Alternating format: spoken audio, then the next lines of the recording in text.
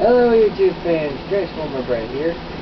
So, I know it's been a while since I last posted, which was probably about a month ago when I did the little kitten video. So, recently, as in Wednesday, the new Transformers movie came out, and everybody knows, since I am one of the best Transformer fans, I figured I went to go see it. And I will admit, I was surprised. Now, don't get me wrong.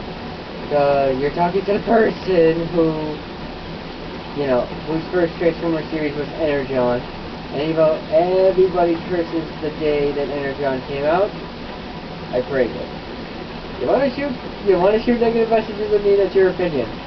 Alright, you wanna tell me how much Energon sucked or how much Kicker sucked? That's fine. I'm looking at you, Diamond Bolt! Anyway, just to clarify, so let me give you some background before we continue. The last night is considered to be, in which the trailers are still going on. Oh, and before we begin, I almost forgot. There are going to be just a few spoilers, but I'm not going to put anything out there. Like as I said, I'm not going to give out the ending, because that'd be stupid. I literally hate spoilers. Alright? I hate it when people spoil stuff for me. They happened with Age of Extinction when my sister told me that Galvatron was Megatron. Really got it. What's it? So, what I liked about this film, I will admit there were a good few things, like the Knight and the Infernicus combiners. Now, everybody remembers the whole travesty with Devastator, much as we all want to forget. But, yeah. Unfortunately, when Revenge of the Fallen came out, that really wasn't a good combiner. Because we all know why, the freaking ding-dongs that you could see. But, in this movie, we have two of them.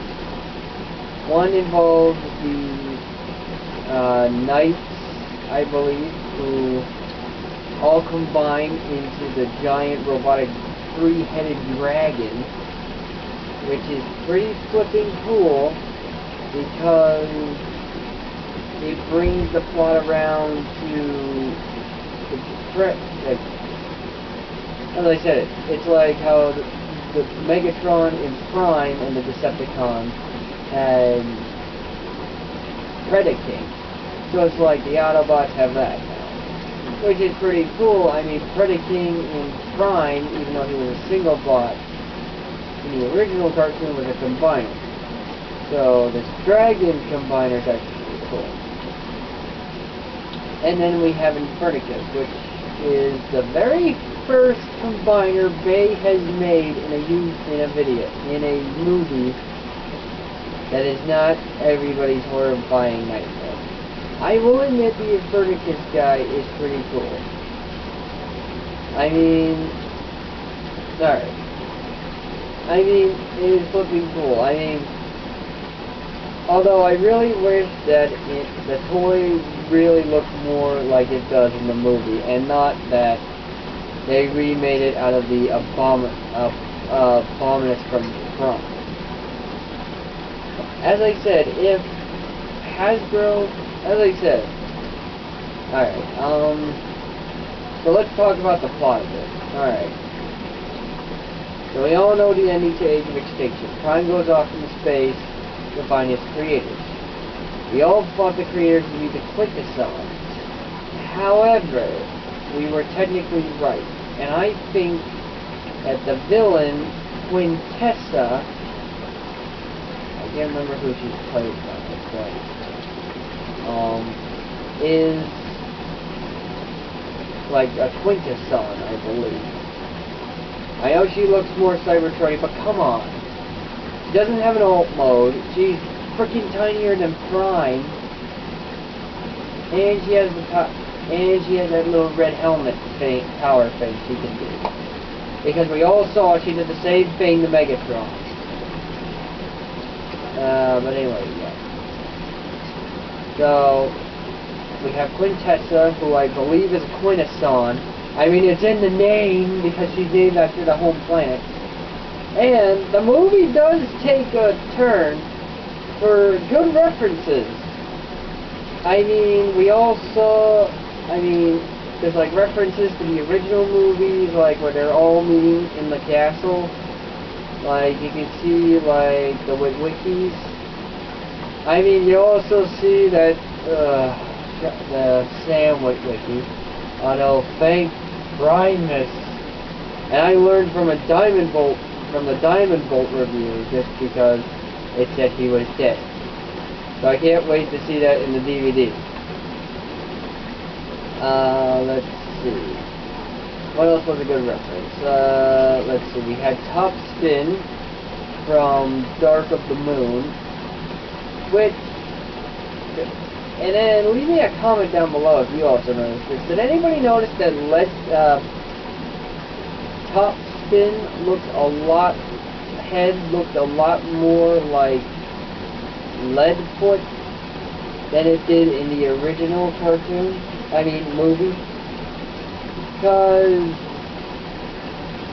And plus, I understand, like, maybe they didn't get a different actor back then. And it's also nice because it's actually one of the Autobots who survived the aftermath of the whole Battle of Chicago, the Age of Extinction. So at least we can count one off the list, although we still don't know about Sideswipe. Let's see, who else? I know Sideswipe is still a question mark. Roadbuster is a question mark. Leadfoot, well, we all saw Age of Extinction, so unfortunately that's not a question mark. What am I forgetting? I actually don't know if Dino would count, just because I can't remember if he died in the movie. I know he died. I don't think we saw him in the ending credits, so I think he actually died in Chicago. Alright. Anyway, moving on. But yeah, we get Topspin, we get Simmons, although all he really does is just talk on the phone the whole time. I don't know if that's a running gag or something, but...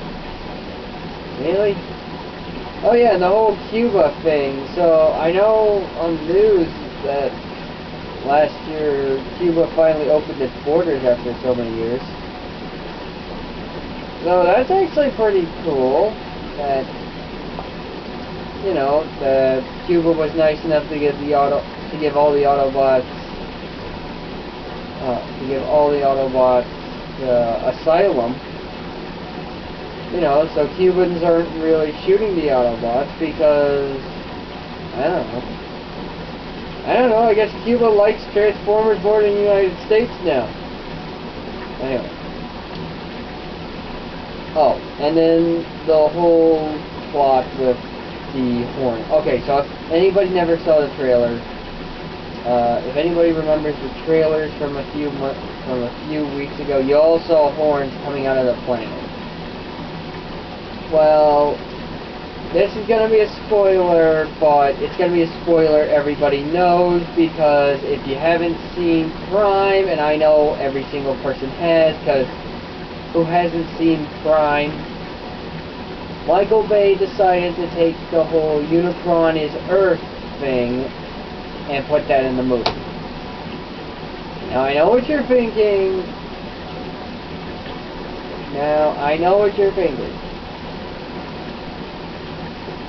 Because there are so many plot holes in this.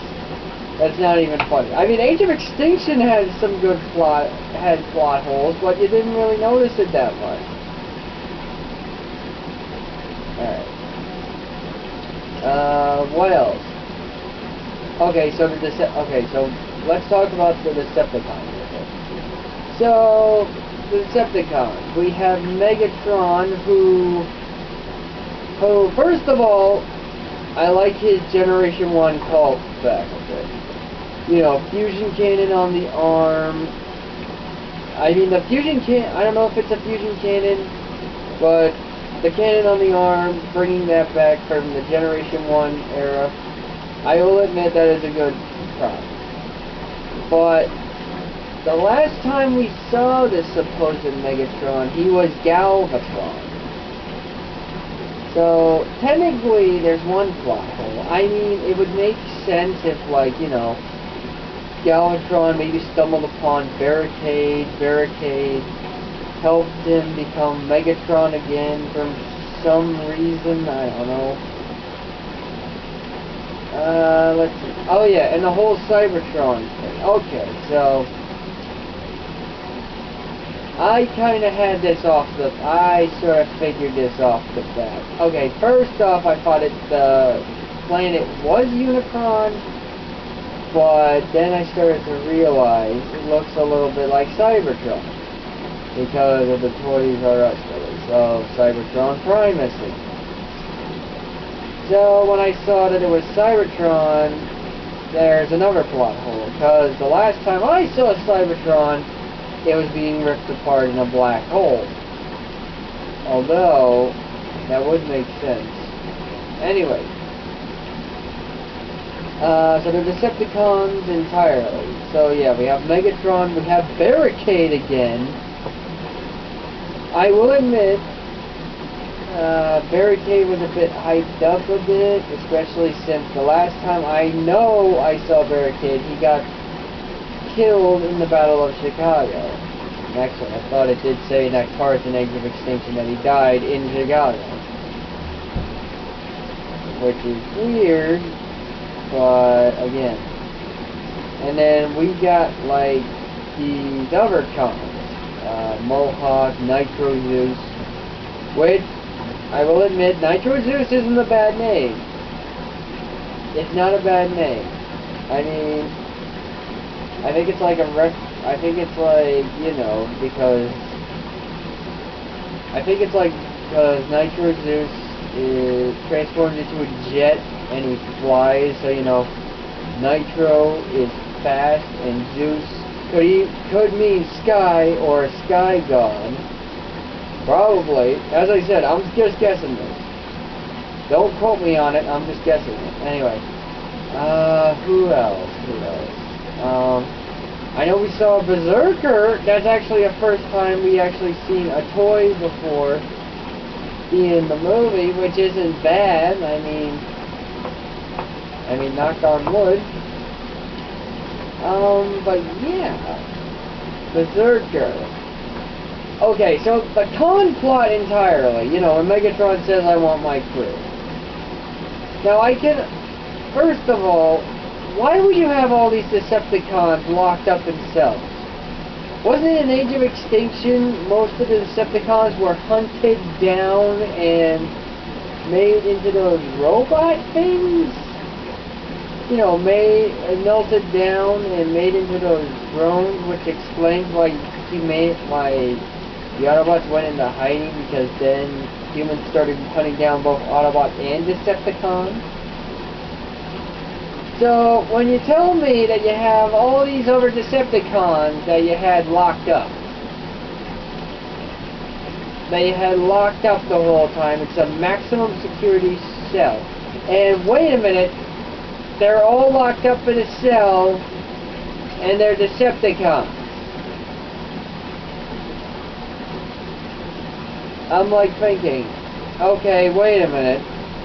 They're all Decepticons. They're all looking like the same Decepticons who could, let's see, sneak into a military base on Earth, in Qatar,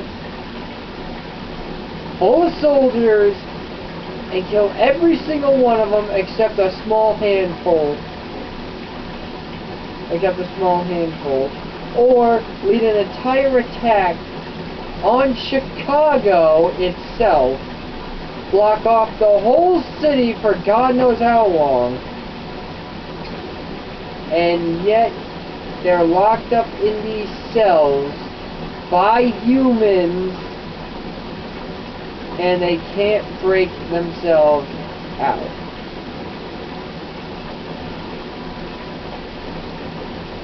There's another plot hole right there. Because, okay, so there's this one bot. What the heck? Dreadbot, I think. Robs a bank. Kills everybody, but doesn't take the money. Why the hell would you say he robbed a bank if he didn't take the money? Why didn't you just say he went into the bank, started killing everybody? Calling it a murder. I don't know. As I said, given the fact that they were all locked up, I will admit that it's nice to see that Bay was actually able to give them some character. I mean, I know two of them, I'm not going to say who, get killed off very quickly, but at least on the plus side, they actually gave them character. So yeah, at least they were able to give them character before they killed them all. Let's see. Alright, so let's talk about the Autobots. Okay, so the entire Transformer race as a whole. If you're having several bots and cons coming down to Earth, but Optimus isn't here, and humans are trying to hunt you down, why do you still go to Earth if you know you're gonna get killed? Why can't you just say, okay, we're gonna go into the proximity of Earth, or we're gonna hit one of the other planets, maybe Mars, Venus, the Moon? You know, why would you risk your own lives and go down into the Earth?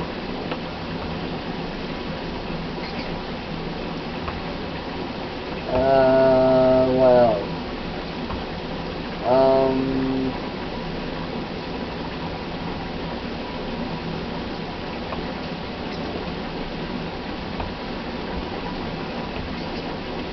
okay, so let's talk about the Autobots as a whole.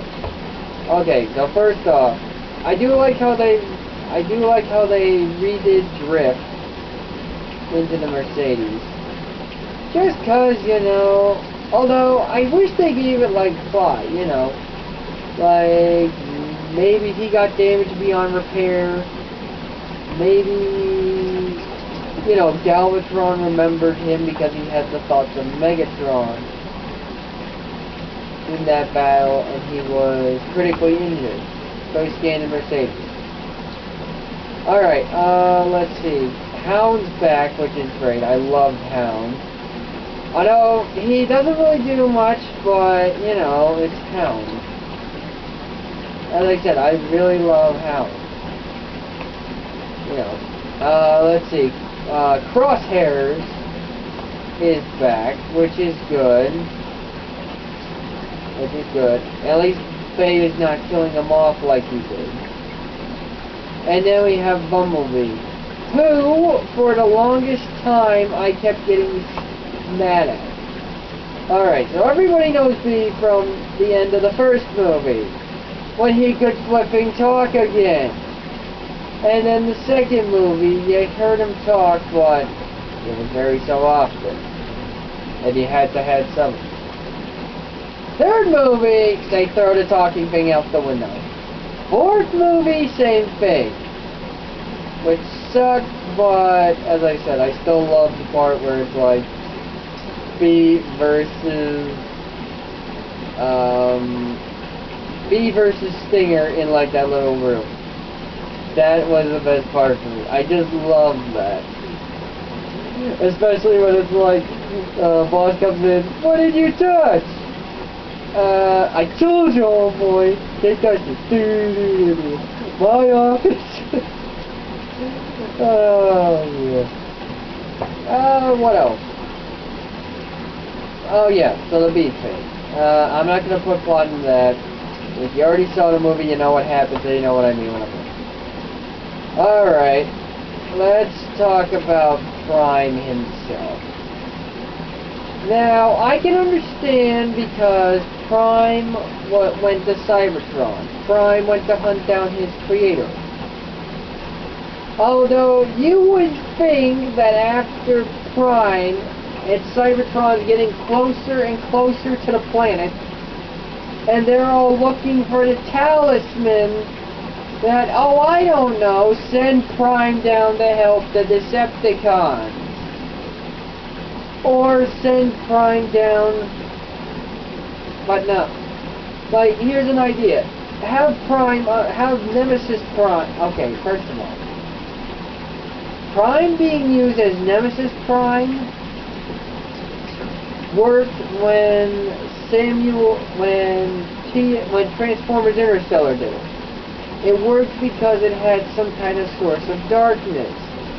For example, dark energy.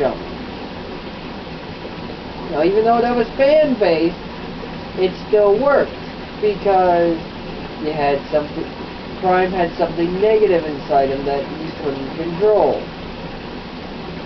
The Nemesis Prime in the movie, he didn't have any. He wasn't given anything. All he got was a little red face mask, and then he's suddenly under the control. But here's a question for you. So you have the so Quintessa had the Decepticons under her control when Megatron gave the staff to her. You had Optimus Prime under your control. And you had Megatron, his hated brother, his rival, his equal, as not controlled but a team leader. So, here's a question. Why didn't they have Nemesis Prime, who in other realities is a Decepticon, join the flipping Decepticons? It's simple. It's simple. A lot more Autobots could have got a lot more drama to the story could have been added. As I said, Cave wouldn't be able to blow up or anything because he wouldn't want to hurt Prime. But Prime is under Quintessa's control. And also could be under Megatron's control. It would be the whole Sentinel Prime and Megatron thing again, except Megatron wouldn't be treated so abusively, but he has his rival, and then the whole we were once brothers thing could have made more sense. See what I mean? What else? Okay. I will admit, I love Cogman. The guy is a headmaster. A headmaster!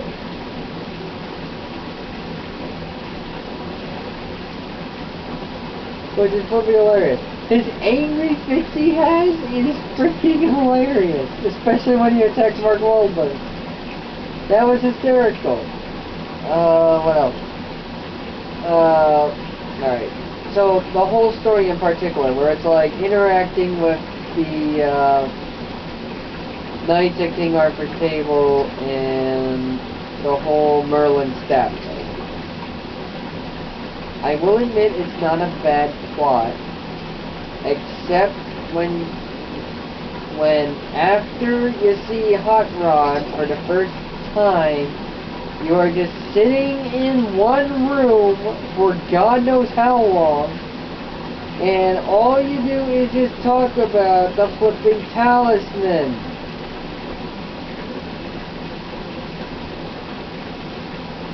Speaking of that, Anthony Hopkins. What I'd consider to be one of the good actors.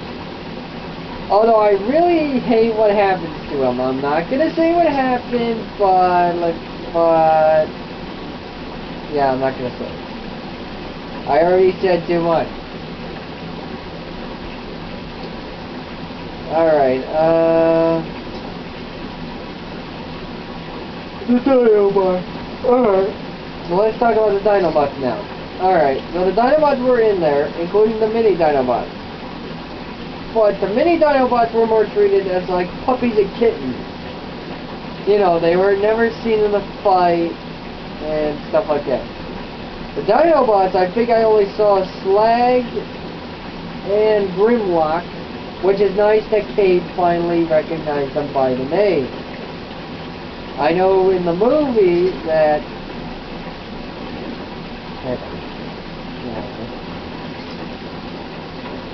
Just doing a little buddy. Alright, anyway. I know... And as I said, alright, I'm gonna wrap this up, okay? So, the last night for me. It was good, but there were just a few plot holes and, you know, all that stuff.